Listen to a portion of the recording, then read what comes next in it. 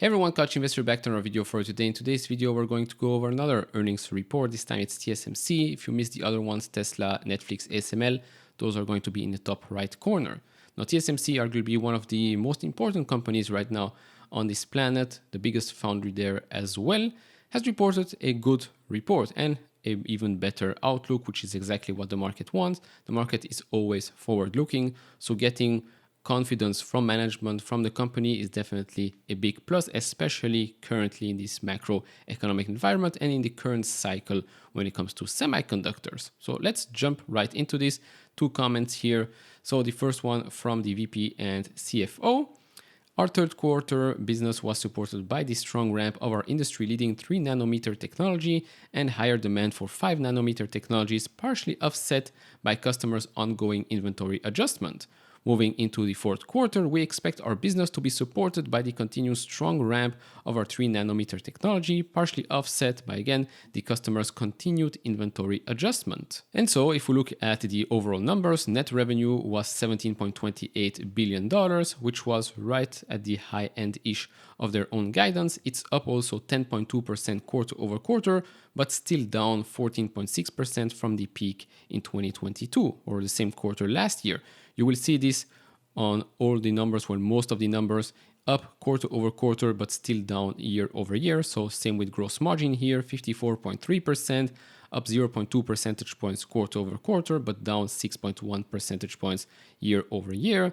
Operating margin, same story there, even though we're still down-ish, I call it flat-ish quarter over quarter, but we were down 8.9 percentage points year over year. With regards to net profit margin, 38.6%, up 0.8 percentage points quarter over quarter, but still down 7.2 percentage points year over year.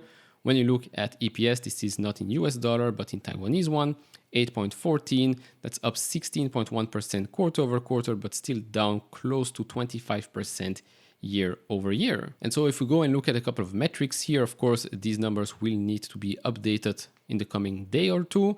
PE ratio, EV to EBITDA, price to sales, price to free cash flow compared to his 5-year mean. We can currently see that we are pretty close to the mean. I mean, right now, forward PE 17.3 times. Of course, since EPS year over year is down quite a lot, but we're getting a bit better quarter over quarter.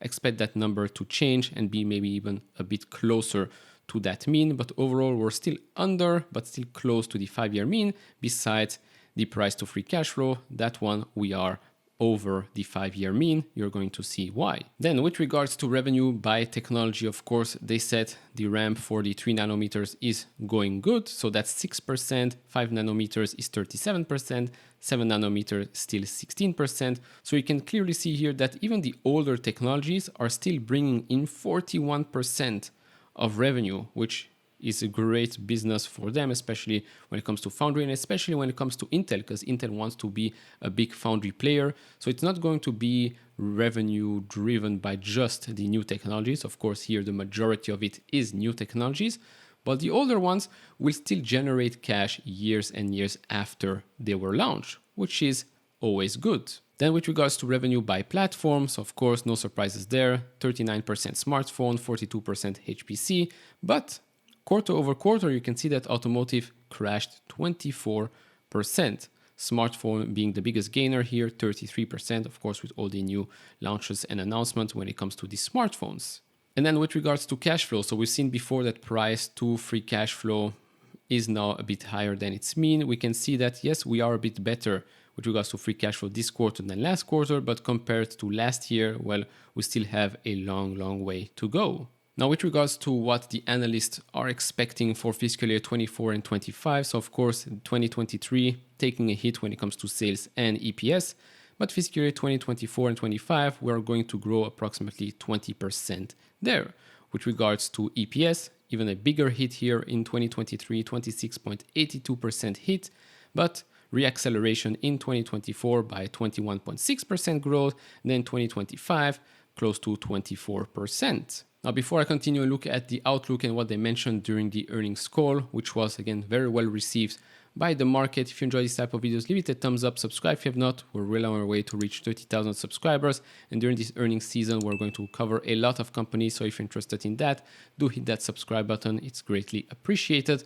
If you want to support me even further, do check out the link down in the description and in the pinned comment to get the top 10 best stocks to buy now, or go to fool.com/couchinvestor. Thank you very much. So with regards to their guidance, they expect revenue to be between $18.8 and $19.6 billion, so another increase quarter over quarter there, continuing that momentum. And based on the exchange rate assumption of $1 to 33 Taiwanese dollars, their management expect gross profit margin to be between 51.5 and 53.5%, and operating profit margin to be between 39.5 and 41.5%, again, becoming a bit better quarter over quarter. Then, with regards to what they mentioned during the earnings call, so here are a couple of points I want to cover. So one, they say that they are planning a specialty technology plant in Dresden, Germany, which will focus on automotive and industrial applications. The fab is likely to focus on 16, 22, and 28 nanometer technology. Construction is expected to begin in the second half of 2024, and production is expected to start in late 2027. They also said that they're making good progress on its Arizona plant. Of course, last quarter they said that they are pushing back the start of production for that plant being built in Arizona to 2025 instead of 2024. And in Japan, the company has hired 800 employees so far, with the majority being brought to Taiwan for training. The production is on track for late 2024.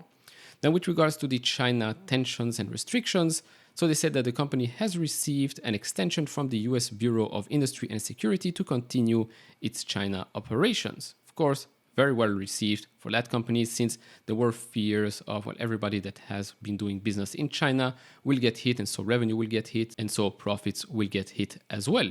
And this was especially true if you look at the graph. Of course, last year, stock was trading at around $60 or so. Since then, it's now over $93, so quite a nice return there. But we've seen the stock go up, then go back down. The support line around $84, $85 was well respected back at the end of September. We now have that continued momentum, and now after that earnings report, we are back over the 200, the 20, and the 50-day moving average. Of course, now we are seeing more momentum, not just for the stock, but for the company itself, which in my opinion is way more important. But of course, do share your thoughts down in the comments below. Have you been buying some semiconductor players, ASML, maybe TSMC, maybe some others? Let me know down in the comments below, and definitely share your thoughts on the overall semiconductor industry going into this earnings season. Do you think Intel, AMD, Nvidia, Qualcomm, etc., will surprise us, or will we get disappointed? Let me know down in the comments below. If you enjoy this type of videos, leave it a thumbs up, subscribe if not, and I'll see you all in the next one. Bye bye.